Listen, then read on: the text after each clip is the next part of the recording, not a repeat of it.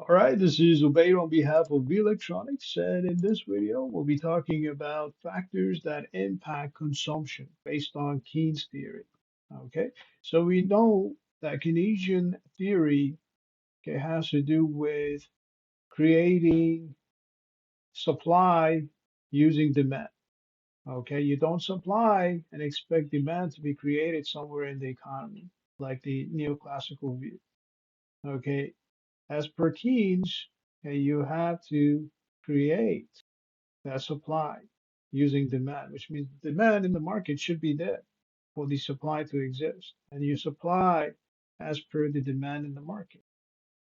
All right. Now, based on that theory, there are three factors of consumption as per Keynes. Okay. Number one has to do with disposable income.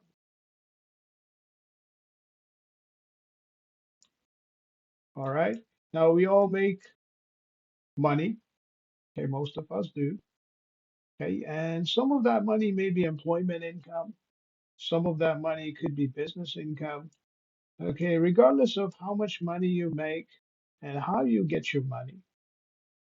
Okay, we all agree that we save money to some extent at some point in the future or in the present.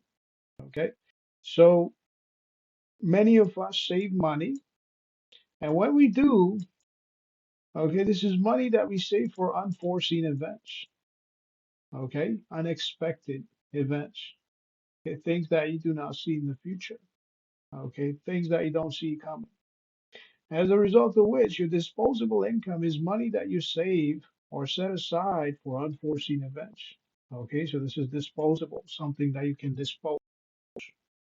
Okay, something that you don't need to pay your monthly bills, to pay your mortgage, to pay your vehicle insurance, okay, to pay for your gas, to pay for your maintenance, pay for your oil change, okay, so on and so forth. So this is monthly income, monthly monthly income that you can save, that you may save. All right, so you may save.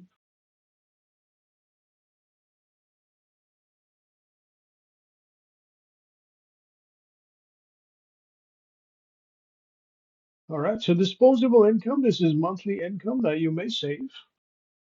Okay, and this is something that you save for unforeseen events. Okay, so for unforeseen events.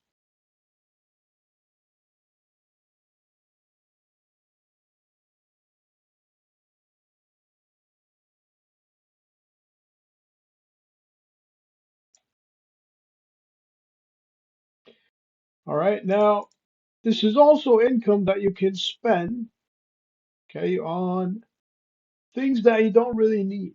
Okay, so we're talking about privilege rather than necessities. All right. So, for example, okay, a person may not need a bracelet, okay, to survive. He may need food, water, shelter, so on and so forth, but he may not need a bracelet to survive. However, if he does have disposable income, he or she will be able to buy a bracelet or jewelry or a necklace, okay, so on and so forth. So this has to do with personal consumption. And when the personal consumption goes up, okay, the consumption in general goes up, the aggregate demand goes up. All right, so we know that disposable income increases consumption. So this is one of the factors that impacts consumption. And because it impacts consumption, it also impacts your aggregate demand and your real GDP because consumption is one component out of four when it comes to your aggregate demand and GDP. All right, and the second one has to do with increased wealth. Okay, so this has to do with increased wealth.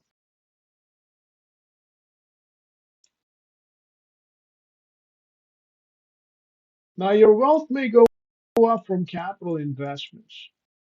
Okay, it could be your real estate. investment. It could be your shares, okay, that you bought in the stock market. Okay, it could be other investments. Okay, so we're talking about increased wealth. All right, if the price of your vehicle that you own goes up, that's an example of increased wealth. Okay, so if the price of the property that you own, the cottage that you own, okay, or the property where you live goes up, okay, this is an example of increased wealth. So as the wealth goes up because of the economy, because of unforeseen events, for example, because of immigration, okay, as the wealth goes up,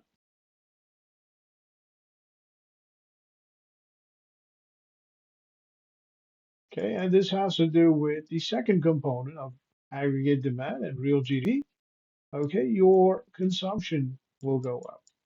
And so does your aggregate demand, okay, and your real GDP.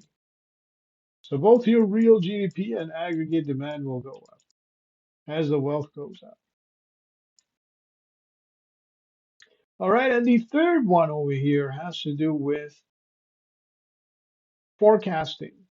Okay, so if you forecast that the income will go up, let's say you forecast over here, if you forecast that your income will go up, then the consumer, if you're a consumer and you forecast that the income will go up, you will end up spending more. Okay, so as the income goes up in the future,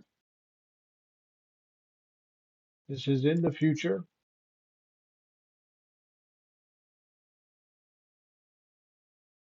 okay, the spending will go up. So spending goes up. And as spending goes up, whether it's business related spending or whether it's personal consumption, as the spending goes up, okay, what's going to end up happening is your real GDP will go up. Okay, so real GDP goes up. All right, and the next one, okay, which is also related to forecasting, this has to do with forecasting events in the market. So, say, for example, if the price of crude oil goes up, okay, the price of gasoline goes up, okay, the demand for crude oil and gasoline will go up in the present if it goes up in the future. Okay, so if the prices go up in the future, it becomes more expensive to buy crude oil or gasoline in the future. Okay, it will be more in demand in the current or present moment.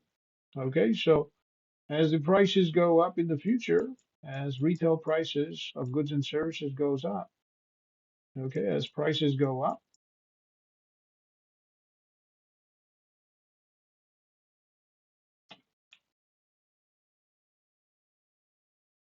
your retail prices go up, which means okay, your demand goes up. Your demand goes up. Demand goes up. All right, so that's it for this video. On behalf of V Electronics, this is Obey. Have yourself a great day.